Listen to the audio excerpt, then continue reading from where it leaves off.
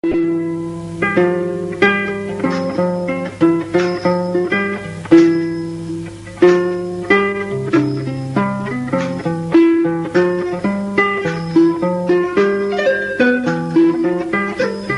was once one of Southeast Asia's most developed nations.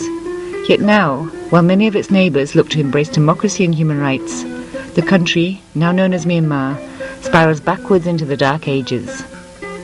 The military-led government continues to refuse its people the right to freedom and thought, silencing those who would question its rules with harsh sentences under a penal system that barely distinguishes its citizens from animals.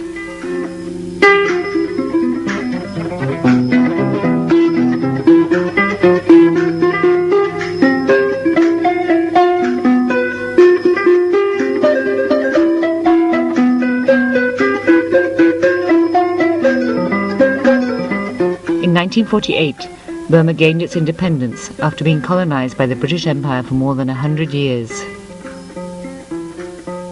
Aung San, the national leader, who had fought to gain independence, was assassinated 1 year before it was due. After independence, Burma had a parliamentary democracy system for 10 years.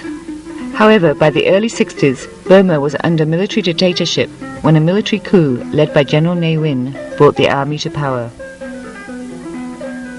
The full ramifications of this change in government was brought to light in 1988, when people around the country demonstrated for democracy against a military regime which had ruled the country for almost 3 decades. Thousands of people were killed as a result of the regime's brutal crackdown on the protesters. The more the People's Democracy Movement increases, the harsher the regime's crackdown follows.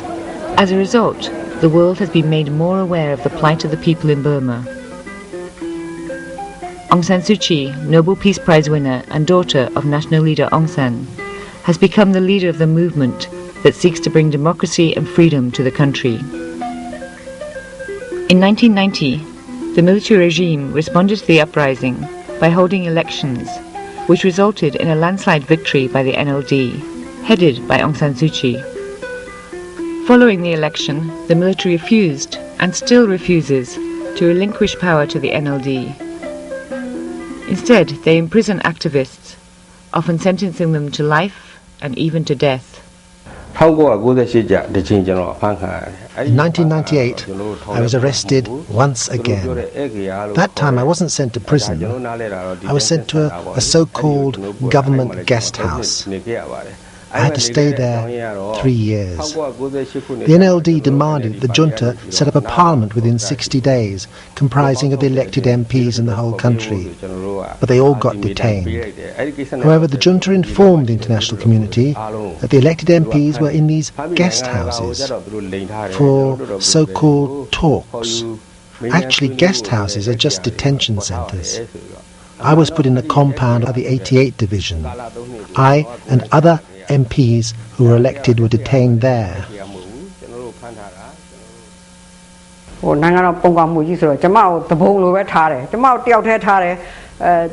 As I was sentenced under state protection law, I was treated as a rebel. I was put alone. They didn't allow me to walk outside my cell except when I was taken to have a shower. Moreover, prison staff were ordered to stay away from my cell because they would secretly provide me some snacks and meals. After the 1962 military coup, political prisoners faced cruel torture and ill treatment. After 1988, many people were put in prison for their political beliefs, the greatest number in Burma's history. On the one hand, the regime has signed ceasefire agreements with many ethnic armed groups, some of which are known narcotics producers, while on the other hand, it cracks down on the activists who simply call for democracy in a peaceful and non-violent way. Although the international community has attempted to free Burma from the repressive regime, yet another violent massacre took place on May 30th, 2003. The regime launched a terrorist attack on peaceful democracy activists, including Aung San Suu Kyi, in Daepayin Township, resulting in at least 70 activists killed, hundreds detained, and many still missing. Even Aung San Suu Kyi, who actively advocates on behalf of prisoners to the internal and international community, was detained after the attack. Now she too is yet again